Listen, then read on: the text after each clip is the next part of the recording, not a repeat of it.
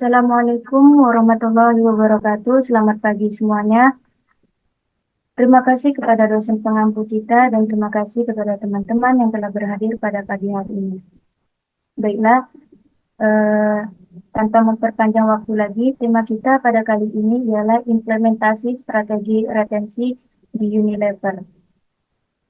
Langsung saja mari kita simak penjelasan dari rekan-rekan saya. Next.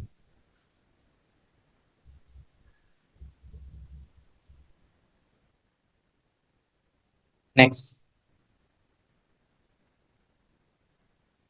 Nah, untuk yang pertama yaitu apa itu retensi. Secara singkat, retensi karyawan adalah upaya perusahaan untuk mempertahankan karyawan agar tetap bekerja dalam jangka waktu yang panjang dengan tujuan mengurangi turnover atau keluar masuk karyawan dan menjaga stabilitas tenaga kerja serta produktivitas perusahaan. Selanjutnya akan dilanjutkan oleh rekan saya.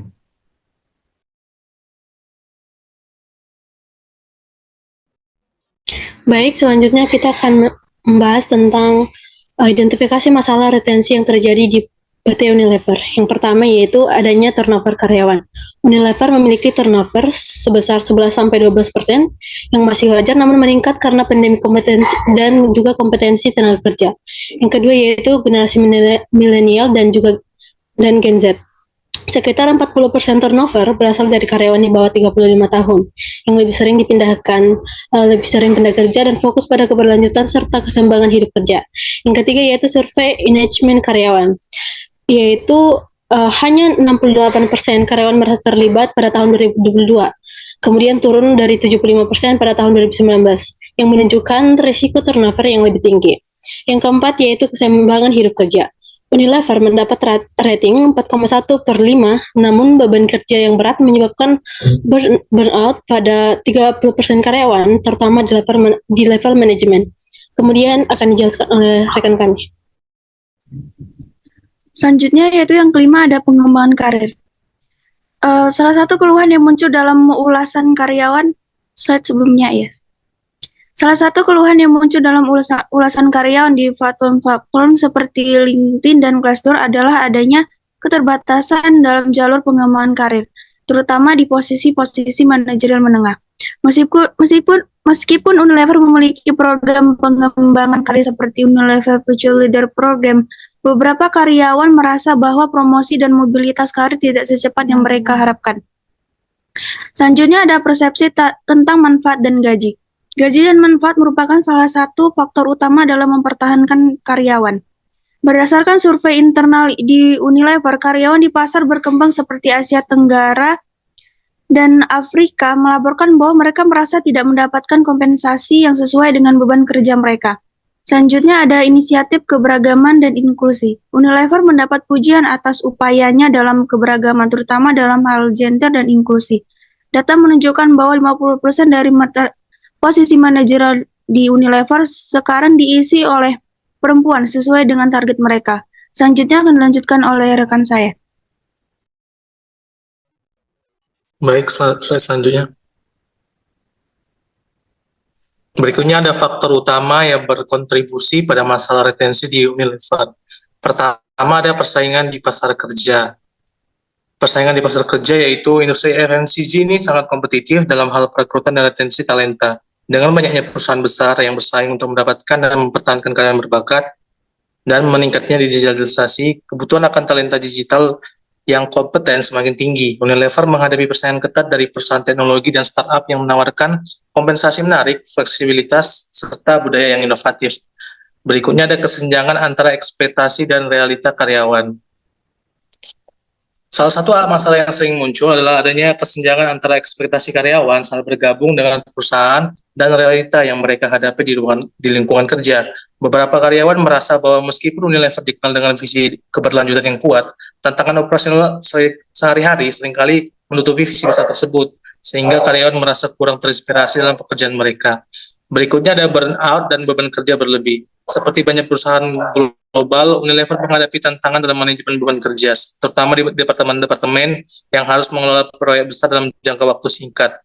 Berdasarkan survei karyawan, sekitar 25-30% dari mereka mengidentifikasi beban kerja yang tidak seimbang sebagai alasan utama keinginan mereka untuk meninggalkan perusahaan. Yang berikutnya ada kepuasan kerja yang berfluktuasi.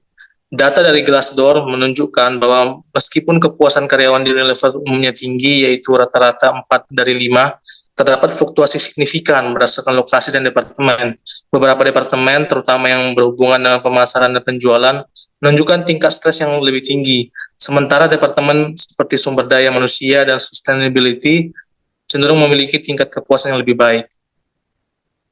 Selanjutnya akan dilanjutkan oleh teman saya. Next, selanjutnya. Selanjutnya, strategi retensi karyawan Unilever yang dibagi menjadi 8, yaitu yang pertama, meningkatkan fleksibilitas dan keseimbangan hidup kerja. Kebijakan kerja hybrid dan fleksibel, Unilever perlu memperluas kebijakan kerja yang lebih fleksibel ke lebih banyak posisi, tidak hanya di departemen administrasi atau pusat. Yang kedua, mempercepat pengembangan karir dan peluang mobilitas. Program pengembangan karir yang diperluas dapat meningkatkan keterampilan manajerial dan digital yang lebih sesuai dengan kebutuhan industri saat ini. Yang ketiga, kompensasi dan pengakuan yang kompetitif. Peninjauan gaji dan tunjangan, Unilever dapat melakukan benchmarking di pasar kerja untuk memastikan bahwa paket gaji dan tunjangan mereka tetap kompetitif, terutama di negara berkembang di mana karyawan merasa kompensasi kurang sepadan dengan beban kerja. Dan yang keempat, penggunaan teknologi dan analitik untuk memahami kebutuhan karyawan. Penggunaan data analitik untuk memprediksi turnover, Unilever dapat menggunakan teknologi analitik data untuk memantau kepuasan dan keterlibatan karyawan secara real time. Dan selanjutnya akan dilanjutkan oleh rekan saya. Baik, yang selanjutnya itu adalah inisiatif keberagaman, kesetaraan, dan inklusi yang lebih mendalam. Program kepemimpinan untuk kelompok minoritas, Unilever dapat mengembangkan program kepemimpinan yang lebih ditargetkan untuk kelompok minoritas, baik berdasarkan gender, etnis, maupun status sosial ekonomi, agar mereka memiliki jalur yang lebih jelas untuk promosi dan pengembangan karir. Yang selanjutnya itu adalah membangun budaya pembelajaran berkelanjutan. Pelatihan berkelanjutan dan reskilling, Unilever dapat meluncurkan platform pembelajaran digital yang memungkinkan karyawan untuk mengakses pelatihan kapan saja dan di mana saja. Pelatihan ini harus mencakup keterampilan teknis, soft skill, dan kepemimpinan. Dengan demikian, kerja yang terus berubah, skill karyawan menjadi kunci dan menjaga daya saing mereka di masa depan. Yang selanjutnya, peningkatan pengalaman onboarding dan early career support.